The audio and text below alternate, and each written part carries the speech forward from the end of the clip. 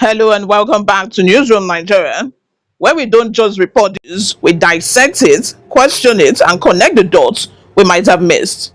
I'm your host, Oluwayomi Temilola, and today we are diving deep into one of the most dramatic political reversals in recent Nigerian history. Four lawmakers from the Rivers State House of Assembly, once at the heart of an impeachment plot against Governor Siminalayi Fubara, have suddenly done a complete 180 degrees. They've abandoned their crusade, and according to Vanguard, the reason isn't about justice, ethics, or even gross misconduct. No, it's about something far more Nigerian: a return ticket. But what does that really mean? Why now? And can they actually get it after everything they've done? Stick around, because over the next 15 minutes we'll unpack this twist with historical context, political strategy, and two very different interpretations of what's really going on in Rivers State. And hey, if you're new here, please hit that subscribe button, tap the bell so you never miss an episode where we go beyond the headlines into the heart of power. Let's rewind. Governor Siminalayi Fubara was sworn in as Rivers State Governor in May 2023 under the platform of the People's Democratic Party (PDP), the same party that has dominated Rivers politics for over 2 decades under the towering influence of former Governor Nyesom Wike. Fubara was seen as Wike's loyal protege until he wasn't. In December 2025, just weeks ago, Fubara shocked the political world by defecting to the All Progressive Congress (APC), the very party Wike had spent years battling. This move wasn't just symbolic, it was systemic. It fractured the PDP in Rivers and realigned state politics overnight. Now remember, in Nigeria's political ecosystem, party affiliation isn't just paperwork, it's survival, especially when elections loom. Enter the Rivers State House of Assembly. Shortly after Fubara's defection, whispers of impeachment began. By early January 2026, four lawmakers reportedly aligned with Wike publicly withdrew support from the governor and joined calls for his removal, citing gross misconduct. But here's the twist: now they are backing off. According to a Vanguard report published just days ago, these same four lawmakers are seeking a genuine commitment for Fubara, assurance of a return ticket in the 2027 general elections. Let that sink in. Not policy reform, not accountability, a return ticket. For those unfamiliar with Nigerian political jargon, a return ticket doesn't mean a plain fare home. No, it means the sitting governor's official endorsement and often logistical and financial backing for a lawmaker to return again under the ruling party's banner.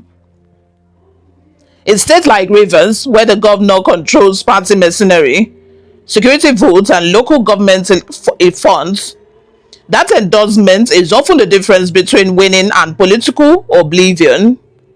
Without it, you are toast, especially if you've crossed the governor. So these four lawmakers are essentially saying, we tried to impeach you, but now we want your blessing to keep our jobs. Bold, desperate, or both? Historically, this isn't new. Under Wike, loyalty was rewarded, and this loyalty punished swiftly. Remember how in 2019, several PDP lawmakers who opposed Wike were denied tickets and replaced by more palatable candidates? Fubara, once Wike's man, learned that playbook well.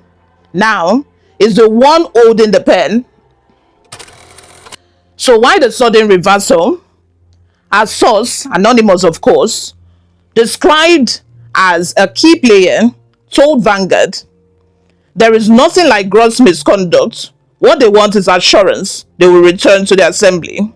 Translation, which means the impeachment was never about law, it was about leverage. Think about it. Once Fubara joined the APC, he gained access to federal support, INEC recognition, and the full weight of a ruling party. For PDP-aligned lawmakers still clinging to their seats, that's terrifying. If Fubara consolidates power under APC and the PDP implodes in Rivers, these four could be left stranded. No party, no funding, no future. Their impeachment threat was a bargaining chip. Now they are cashing it in for mercy. But here is the real question. Does Fubara owe them anything? After all, they didn't just disagree with him, they tried to remove him from office. In political terms, that's not dissent, that's war. Would you forgive someone who tried to end your career just because they are now scared? Alright, let's get analytical. Can these lawmakers realistically expect Fubara to hand them a return ticket? Yes, it needs stability. Rivers State is volatile, with Wike still pulling strings from Abuja as Minister of the FCT, and APC trying to establish roots in the PDP stronghold. Fubara can't afford chaos. If he purges these four, he risks triggering more rebellion, maybe even violence. Offering them a lifeline could buy peace and time. Plus, politically, appearing magnanimous strengthens his image as a unifier, not a vindictive leader. Viewpoint 2. Absolutely not. On the other hand, it would be political suicide. Endorsing lawmakers who try to impeach you sends a dangerous message. Betray me and I will still reward you. That invites more betrayal. Other lawmakers still might think, why stay loyal if rebels get forgiven? Moreover, Fubara now has APC backing. He can easily replace these four with fresh loyal faces, maybe even technocrats or youth reps who won't carry the bandage of past disloyalty. And let's not forget, Fubara's defection was itself a betrayal of Wike. He knows better than anyone how fragile loyalty is. Would he really trust these strong quotes? This isn't happening in a vacuum. Go back to 2022 when Wike clashed with the PDP national leadership. He threatened to pull Rivers out of the party. Lawmakers who hesitated were sidelined. Loyalty was non-negotiable. Or look at Kogi State in 2019 when Governor Yahaya Bello faced impeachment threats from defectors. He didn't negotiate, he crushed them politically, denied them tickets and backing rivals. Even President Bola Ahmed Tinubu during his Lagos governorship famously said, you cannot ride on my back and stab me with a knife. Fubara, shaped by Wike's school of hardball politics, likely shares that philosophy. But here is the wild card. 2027 is a national election year. APC wants to win big in the South-South. If internal purges cause instability, Abuja might pressure Fubara to make peace. So while his instinct may say, cut them loose, party strategy might say, keep them close. Beneath this drama lies a deeper truth. In much of Nigeria, elections aren't just the people, they're about elite bargains. These lawmakers aren't worried about constituents, they are worried about tickets, not mandates, not mercenary.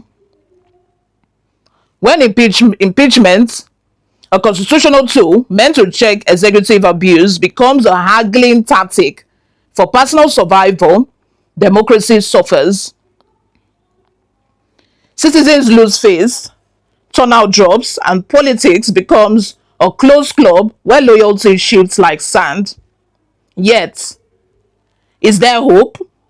Perhaps, if civil society, the media, and voters start demanding accountability, not just from governors, but from lawmakers too, then return ticket might one day depend on performance, not patronage.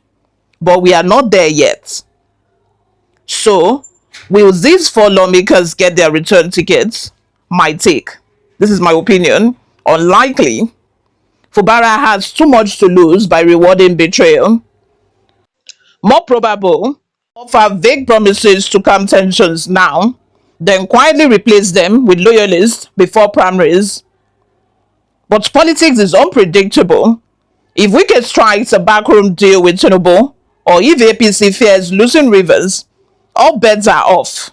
One thing is certain, this isn't over. The battle for Rivers 2027 has just begun. What do you think? Should Fubara forgive them or show them the door? Drop your take in the comments. I read every single one of them. If you found this deep dive valuable, smash the like button, share it with someone who follows Nigerians politics, and subscribe to Newsroom Nigeria for more unfiltered analysis every single day. Hit the bell so you are notified the moment we drop our next episode, where we'll explore whether Wike is secretly engineering this crisis from Abuja. Until then, stay curious, stay critical, and remember, in Nigerian politics, today's enemy could be tomorrow's running mate or tomorrow's ghost. I'm your host, Oluwayomi Temilola. Thanks for watching.